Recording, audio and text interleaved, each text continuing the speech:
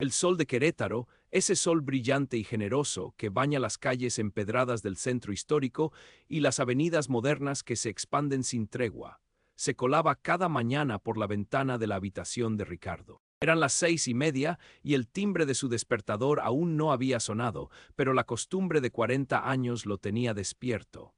Se estiraba con un gruñido satisfactorio, sintiendo los pequeños dolores de un cuerpo que trabaja, que se mueve, que se exige. Ricardo era ingeniero industrial, jefe de producción en una de las grandes plantas de autopartes en el Parque Industrial Benito Juárez. Su vida era un reloj suizo. Trabajo, familia, una que otra carne asada con los compadres, y los fines de semana, fútbol con Mateo y la tarea de matemáticas con Sofía. No era una vida de lujos extravagantes, pero sí de estabilidad, de dignidad, de pequeños placeres y grandes afectos. Habían comprado su casa en Juriquilla hacía 10 años, un buen esfuerzo que les daba la seguridad de un patrimonio. Laura, su esposa, era la otra mitad de ese reloj. 38 años, ex maestra de primaria, ahora dedicada al hogar y a las actividades escolares de los niños. Su risa solía ser contagiosa, su energía desbordante. Eran la pareja que todos envidiaban en las reuniones de vecinos en jardines de la hacienda. Estables, aparentemente felices, con 2 hijos ejemplares. Sofía, la mayor, ya una preadolescente curiosa, y Mateo, un terremoto de 8 años que soñaba con ser futbolista, un auténtico chamaco travieso. Ricardo se levantaba, se duchaba, se afeitaba con el cuidado de quien sabe que la imagen cuenta en su puesto. Bajaba a la cocina donde Laura ya estaba preparando el desayuno. Huevos revueltos, frijoles refritos, tortillas hechas a mano y café de olla.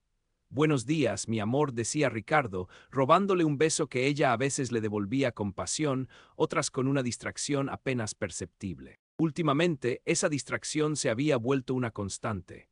Una frialdad sutil se había instalado, como la bruma que a veces cubre el Cerro de las Campanas por la mañana, densa y silenciosa. El cambio había sido gradual, casi imperceptible al principio.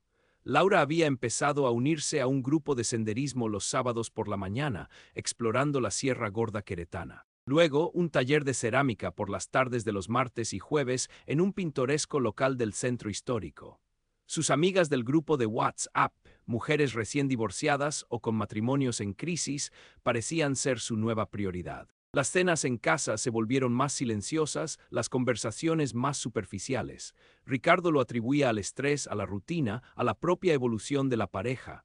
Intentó reavivar la chispa. Compró boletos para un concierto de rock latino en el auditorio Josefa Ortiz de Domínguez. Planeó una escapada romántica a Bernal, en la base de la Peña. Incluso le regaló un costoso collar de plata de Taxco que había comprado en un viaje de negocios a Guerrero. Laura aceptaba, sonreía, se tomaba fotos para sus redes, pero la intimidad, esa conexión profunda que había sido el ancla de su matrimonio, se evaporaba como agua en el desierto. Ricardo sentía un creciente desasosiego, un presentimiento oscuro. Una noche, después de que los niños se durmieran y la casa quedara en silencio, Ricardo se acercó a Laura. Ella estaba leyendo una novela en la cama, envuelta en una bata de seda nueva que él no recordaba haberle visto. Él la abrazó por la espalda, besando su cuello, sintiendo el aroma familiar de su piel, mezclado ahora con un perfume distinto, más fuerte. Ella se tensó de inmediato. «Laura, ¿todo bien?», murmuró él, con la voz cargada de anhelo y una preocupación latente. Ella se giró, su mirada evasiva, sin buscar la suya. «Sí, Ricardo. Solo estoy cansada. Ha sido un día largo». Él la miró a los ojos, tratando de encontrar el brillo de antaño. «Hemos estado distantes, mi amor, te extraño. Extraño nuestros momentos, nuestra cercanía». Intentó besarla suavemente en los labios, pero ella interpuso una mano, casi con un reflejo defensivo. «Ricardo, por favor, hoy no. De verdad no me siento con ganas». Él se retiró un poco, sintiendo el punzón en el pecho. El rechazo era una bofetada silenciosa. «¿Pero por qué? Llevamos semanas así, Laura. ¿Hay algo que te moleste? ¿Algo que yo haga mal? Podemos hablarlo, buscar una solución». Laura suspiró, visiblemente irritada, su paciencia agotada. «No es nada de eso. Es que simplemente no me apetece. Ya te dije, estoy cansada. Necesito mi espacio. No tengo por qué justificarme por mis sentimientos». Fue entonces cuando ella lo miró con una frialdad que nunca antes le había visto, una determinación inquebrantable que lo dejó helado. «Ricardo, entiende, es mi cuerpo. Y si no quiero, no quiero, no tengo por qué darte explicaciones». Es mi decisión y punto. Esas palabras cayeron sobre Ricardo como un balde de agua helada en pleno invierno queretano, pero con la fuerza de un golpe seco en el estómago, dejándolo sin aire. Es mi cuerpo, la frase, que en otros contextos representaba autonomía y respeto. En ese momento, dicha con ese tono, se convirtió en un arma, una barrera infranqueable levantada por la persona que se había jurado amarlo y compartir su vida. Se sintió despojado, humillado, como si su existencia misma estuviera siendo invalidada. Él se quedó en silencio, sintiendo cómo una parte de él se rompía irrevocablemente. Se giró, se acostó de espaldas a ella, la almohada húmeda por lágrimas no derramadas, sino contenidas con un esfuerzo sobrehumano. La oscuridad de la habitación lo envolvía, pero el eco de "es mi cuerpo" resonaba en su mente, implacable, cruel, redefiniendo todo lo que creía saber de su matrimonio. Los días siguientes fueron una tortura silenciosa. Ricardo seguía con su rutina, pero con un vacío que le pesaba más que cualquier carga en la fábrica. El trabajo, antes una fuente de orgullo y distracción positiva, se volvió una obligación pesada, una distracción forzada de su tormento interior. En la planta, sus compañeros notaban su semblante más serio, su risa menos frecuente. ¿Qué onda, Inge? Lo veo medio apagado. ¿Todo bien en casa? ¿O andan los de calidad fregando mucho? Le preguntó un día José Luis, su colega de confianza y amigo desde la universidad, durante la pausa del almuerzo en la fonda Doña Lucha fuera del parque industrial. Ricardo solo forzó una sonrisa desganada.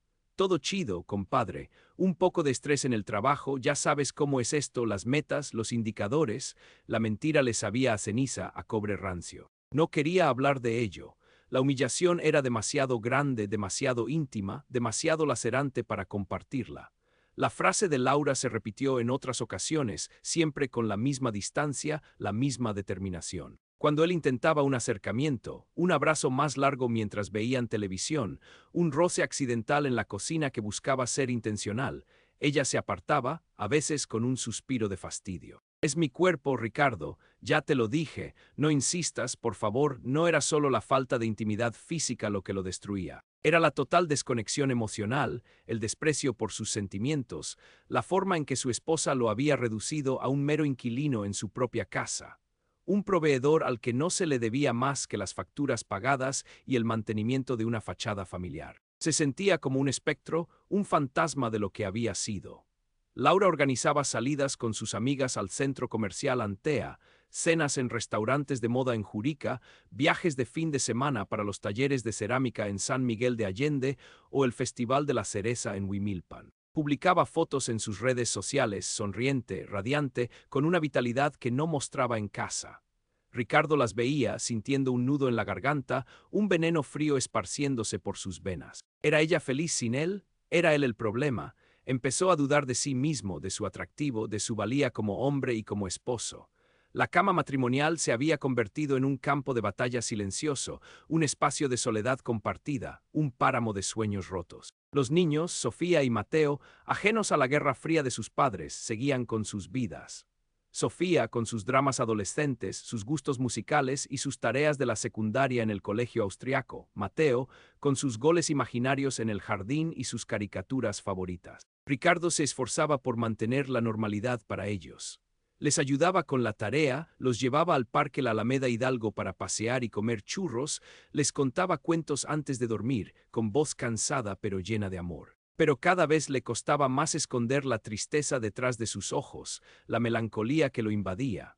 Laura parecía flotar en su burbuja de autodescubrimiento, ajena a la tormenta que se gestaba en el corazón de su marido o simplemente eligiendo ignorarla. Una tarde, mientras Laura hablaba por teléfono en la sala, riendo a carcajadas con una amiga, Ricardo escuchó, sin querer, algunas de sus palabras.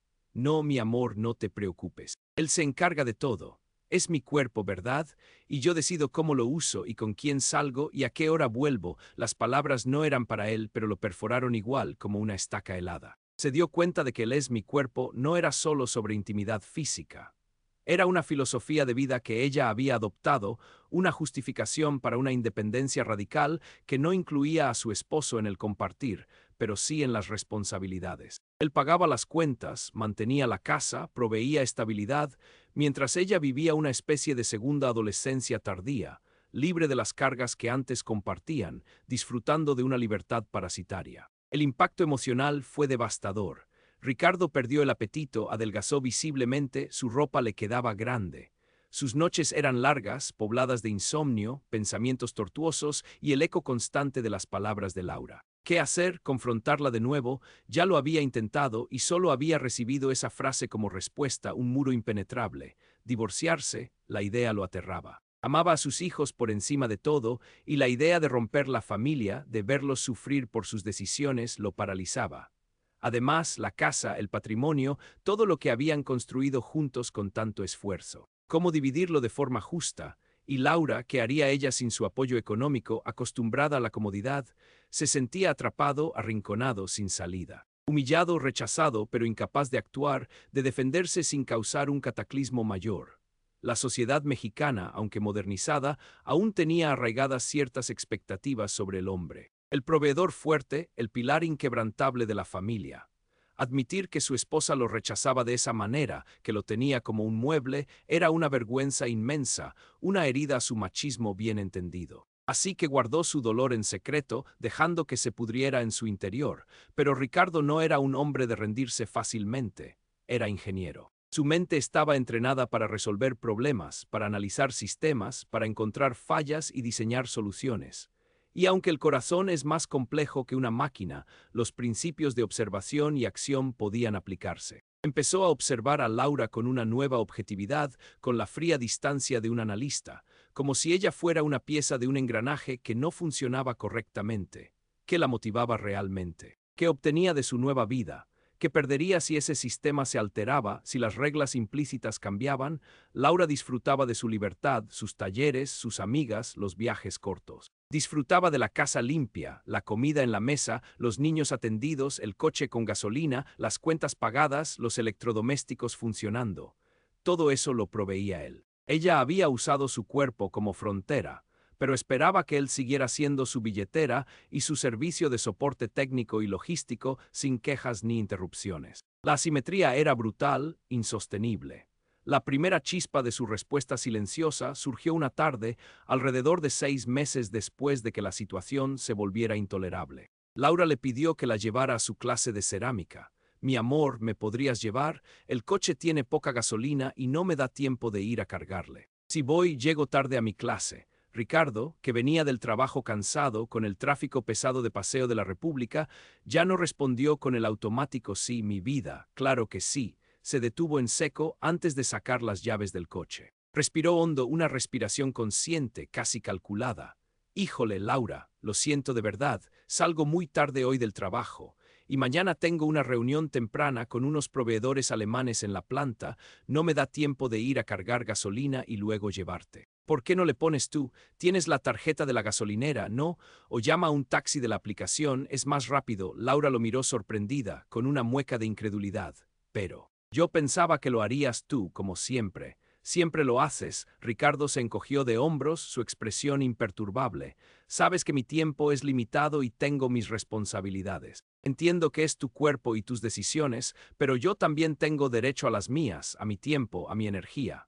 No puedo estar siempre disponible para todo, mi amor. Esa fue la primera vez que la frase es mi cuerpo y mis decisiones salió de su boca, aunque con un matiz diferente, aplicado a su tiempo y disponibilidad. Laura frunció el ceño, el destello de irritación en sus ojos, pero no dijo nada.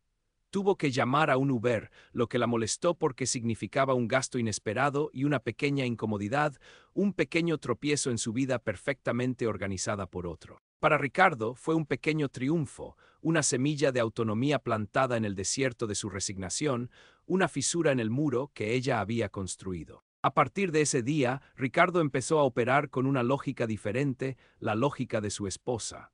Si ella tenía la potestad total sobre su cuerpo y sus decisiones, ¿por qué él no sobre las suyas, sobre su tiempo, su energía, su esfuerzo? No iba a ser un ojo por ojo vengativo, no buscaba un conflicto directo, sino una redefinición de sus límites personales dentro del matrimonio, sin alzar la voz, sin confrontaciones dramáticas que solo terminaban en el mismo muro. Empezó a construir su propia esfera de autonomía, silenciosamente, metódicamente, como un ingeniero que reajusta un proceso. El primer paso fue físico. Se inscribió en un gimnasio cerca de la fábrica, el Fitness Zone en Avenida Constituyentes.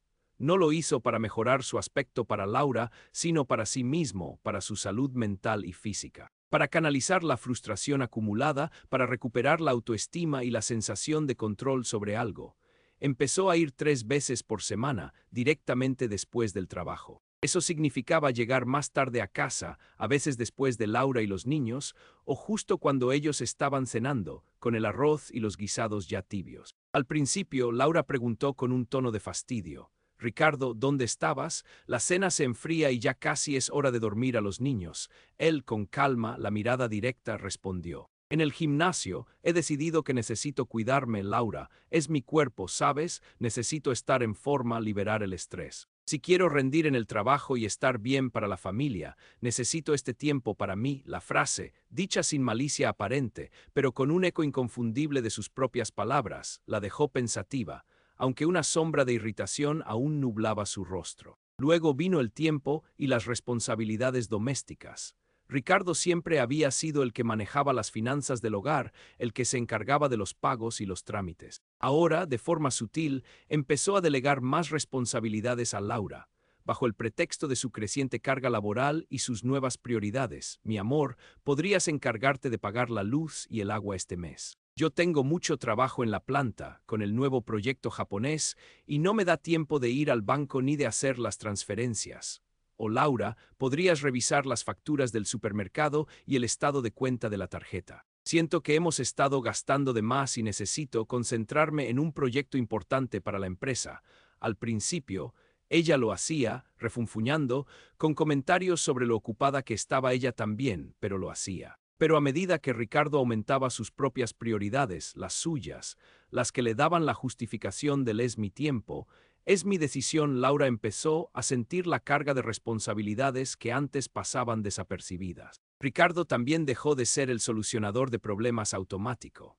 Cuando Sofía necesitaba ayuda con un proyecto escolar complejo sobre la conquista de México, o Mateo tenía un berrinche por un juguete que no podía encontrar, Ricardo ya no era el primer respondedor ni el último recurso. «Laura, ¿podrías ver esto? Tengo que terminar este reporte urgente para el lunes. Es mi cuerpo y mi mente, y necesito concentración total ahora mismo para cumplir con mis compromisos». No era un abandono de sus hijos, sino un recordatorio sutil de que ella también era madre y esposa, y que el peso de la responsabilidad debía ser compartido de forma equitativa, no solo asumido por él mientras ella buscaba su realización personal con sus amigas y sus talleres. La casa también empezó a reflejar este cambio. Si antes Ricardo se encargaba de pequeños arreglos, de sacar la basura cada noche, de ayudar con la limpieza general o la jardinería sin que se lo pidieran, ahora esperaba que Laura lo hiciera o lo organizara. Un día, el grifo del lavabo de la cocina empezó a gotear insistentemente. Laura le pidió que lo arreglara. «Híjole, Laura, la verdad es que ando muy ocupado con los horarios del gimnasio y las clases. ¿Por qué no llamas a don Pedro, el fontanero de la colonia Carretas? Él es muy bueno y te cobra justo». Laura se quejó con un tono agudo. «Pero eso cuesta dinero, Ricardo, y tú siempre lo arreglabas». «Yo no sé de esas cosas». Ricardo, sin alterarse, mantuvo su tono calmado pero firme. «Sí, pero ahora tengo otras prioridades que me demandan tiempo y energía, y tú también tienes tus propias actividades. No puedo estar en todo, no soy Superman. Es mi tiempo, mis habilidades, y yo decido cómo las uso». Los fines de semana, que antes estaban dedicados casi exclusivamente a la familia, ahora tenían un nuevo componente para Ricardo. Además del gimnasio, se inscribió en un curso de programación en línea, algo que siempre le había interesado desde la universidad, pero que nunca había tenido tiempo de explorar. Eso significaba varias horas encerrado en su estudio, inmerso en códigos y algoritmos, con la puerta cerrada. «Ricardo, ¿no vamos a ir al centro histórico hoy por unos helados o a la presa Jalpan para un día de campo?», preguntaba Laura, con un deje de frustración. «Lo siento, mi amor, tengo esta lección de programación que terminar y un proyecto que entregar. Es mi mente, mis estudios, y yo decido cómo invierto mi tiempo libre. Si no aprovecho ahora, ¿cuándo lo haré?». La frase, aunque no idéntica a la suya, tenía el mismo espíritu. Autonomía personal innegociable, prioridad sobre sus propias necesidades, sin necesidad de justificación exhaustiva. Las amigas de Laura, que antes lo veían como el esposo ideal, el hombre mandilón en el buen sentido, empezaron a notar el cambio. «¿Qué onda con Ricardo? Lo veo más delgado y como que más distante. Ya se les acabó el amor, amiga, comentó una de ellas, Marta, durante un café en la Plaza de Armas. Sí, ya no es el de antes. No me lleva a todos lados, ya no está tan pendiente de la casa ni de los niños. Parece que tiene una vida aparte, respondía Laura, con un tono de fastidio creciente, pero también de creciente preocupación. Ellas, que en un principio la habían animado a encontrarse a sí misma y a no dejarse, ahora le preguntaban con genuina inquietud si todo estaba bien en casa, si había algo que pudiera estar en riesgo. El apoyo incondicional de antes se había transformado en una mezcla de curiosidad y advertencia. La situación económica fue el punto de inflexión definitivo, el golpe de gracia que Laura no esperaba. Ricardo siempre había puesto la mayor parte de su sueldo en una cuenta conjunta, de la cual Laura administraba los gastos del hogar, las compras, los colegios de los niños, las salidas de ocio. Sin embargo, Ricardo, recordando la frase de Laura, decidió que él también tenía decisiones sobre su dinero, sobre su trabajo y su esfuerzo. Abrió una cuenta de inversión personal en otro banco, sin consultarla. Empezó a desviar una parte significativa de su sueldo a esa cuenta, dejando en la conjunta solo lo estrictamente necesario para los gastos fijos del mes y una cantidad prudente, pero no abundante, para el fondo de gastos variables que Laura administraba para sus decisiones personales. Un mes, Laura se encontró con que la cuenta conjunta estaba casi vacía a mediados de mes. No alcanzaba para la mensualidad de la clase de baile de Sofía en la academia de danza, ni para el nuevo material de cerámica que ella necesitaba para un proyecto especial en su taller, y mucho menos para esa nueva blusa de marca que había visto. Ricardo, ¿qué pasó con el dinero? La cuenta está casi vacía y necesito pagar varias cosas urgentes, le preguntó con urgencia, la voz un poco temblorosa, la ansiedad evidente en su rostro. Ricardo, leyendo el periódico con calma, sin levantar la vista, apurando su café de la tarde, respondió con la misma serenidad que había practicado. Así. Decidí invertir una parte importante de mi sueldo. Es mi dinero, Laura. Es el fruto de mi trabajo, de mi esfuerzo, de mis 40 horas semanales en la planta. Y yo decido qué hago con él, como tú decides qué haces con tu cuerpo y tu tiempo. Necesito asegurar mi futuro, mi estabilidad financiera, también para nuestra vejez. La frase, esta vez, la golpeó de lleno. La similitud, la simetría de la respuesta, la frialdad implacable de la lógica. Laura se quedó en silencio, con la boca ligeramente abierta, sintiendo un escalofrío que le recorría la espalda. Era la primera vez que veía a Ricardo tan inmutable, tan sereno en su decisión, tan reflejo de la persona en la que ella misma se había convertido. Ya no era el mandilón, el esposo proveedor incondicional, era un hombre con sus propias prioridades y ella se había quedado fuera de la ecuación. El impacto fue brutal para Laura. De repente, su autonomía radical se encontró con una realidad cruda y palpable. La independencia tiene un precio, y ese precio a menudo es la pérdida del soporte y la estabilidad que antes se daba por sentado, sin aprecio. El grifo goteando, las cuentas justas que la obligaban a recortar sus propios gastos de ocio, los niños que requerían su atención plena porque papá está ocupado con sus cosas, la gasolina que ella misma tenía que cargar en la gasolinera de Paseo de la República, la sonrisa en las fotos de sus amigas en San Miguel de Allende, que antes era de pura alegría despreocupada, ahora tenía una punzada de ansiedad y de la presión de mantener las apariencias. Ya no podía depender de Ricardo para todo, porque Ricardo había aprendido de ella misma que también tenía su cuerpo, su tiempo, su dinero y sus decisiones, y lo estaba ejerciendo. Empezó a ver a Ricardo bajo una luz completamente diferente.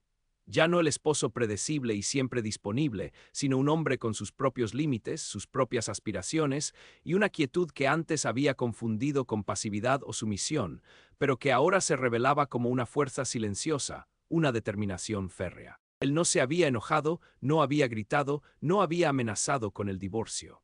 Simplemente había cambiado las reglas del juego de forma unilateral, utilizando las mismas armas que ella había esgrimido con tanta crueldad. Una tarde, poco después del incidente de la cuenta bancaria, Ricardo regresó del gimnasio, sudado y visiblemente satisfecho después de una buena rutina de ejercicio. Encontró a Laura sentada en la sala, con los ojos hinchados y rojos, señal de que había estado llorando por largo rato.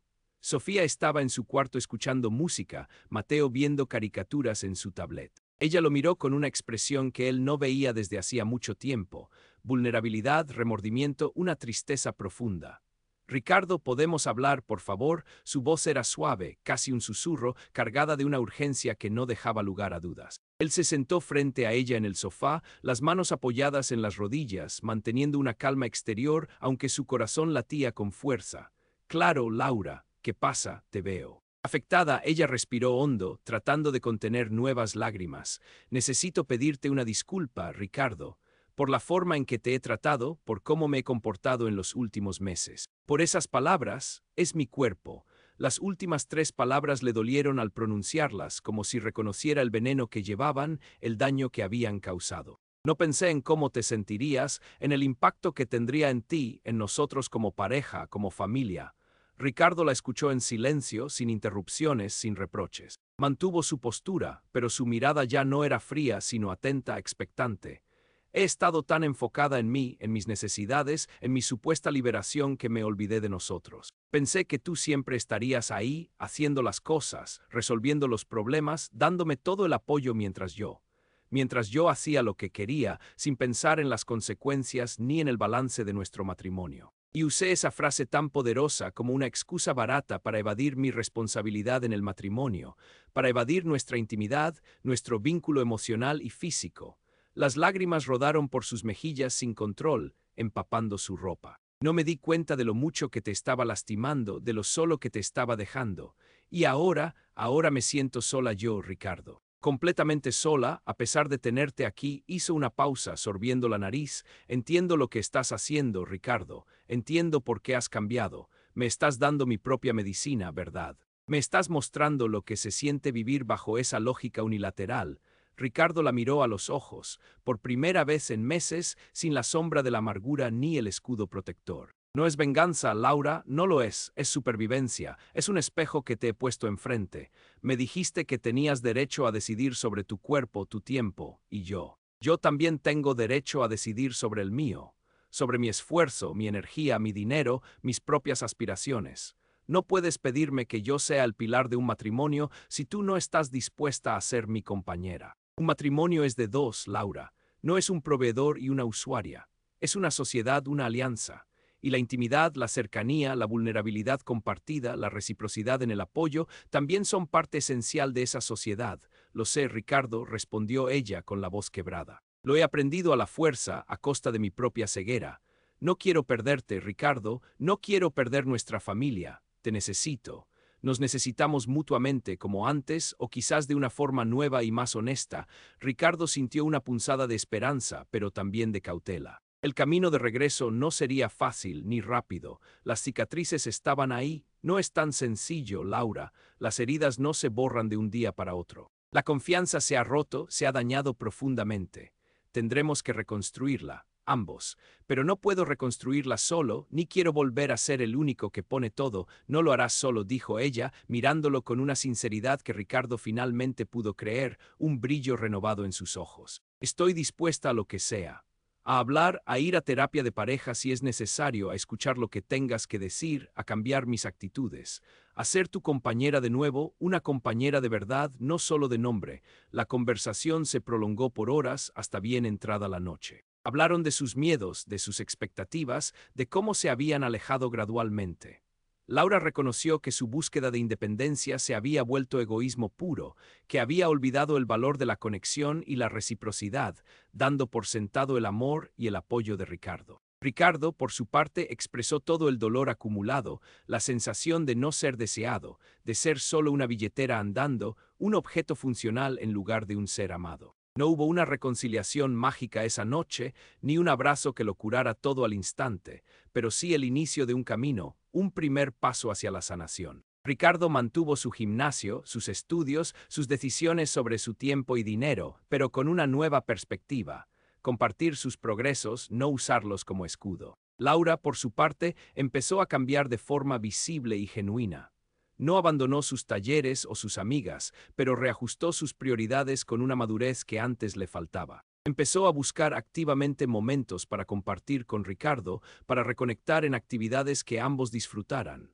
Tomó la iniciativa en las tareas del hogar, se hizo cargo de más responsabilidades financieras, buscando el equilibrio y la carga compartida. Empezó a interesarse de nuevo por el bienestar emocional y físico de su marido, no solo por el suyo propio. La intimidad física, esa que había sido negada por tanto tiempo, regresó lentamente, no como una exigencia, sino como un acto de amor y reconexión mutua, construida sobre el respeto y la comunicación. Ya no era un derecho exigido por uno ni negado por el otro con la frase como escudo. Era un regalo compartido, un lenguaje de amor y deseo que ambos habían aprendido a valorar de nuevo tras el oscuro periodo de distancia. Laura había entendido. Entendió que el es mi cuerpo era una verdad innegable y fundamental para la dignidad individual, pero que en el contexto de un matrimonio y una familia, la autonomía individual debe coexistir con la interdependencia y el compromiso mutuo. Que la libertad no puede ser una licencia para el egoísmo destructivo, y que el amor se construye día a día, con acciones, con escucha, con presencia, con sacrificio mutuo y con la disposición a dar y recibir con generosidad. El sol seguía saliendo en Querétaro, bañando las calles y las vidas. Pero ahora, en la casa de Ricardo y Laura en Juriquilla, la luz era más cálida, menos filtrada por el hielo de la indiferencia. Ricardo había recuperado su dignidad y su voz, y Laura, a través de la amarga lección, había redescubierto el valor de su esposo, de su familia, y la verdadera esencia de un amor que se construye entre dos, no a pesar del otro, sino gracias a la conexión profunda. La lección había sido dura, pero necesaria.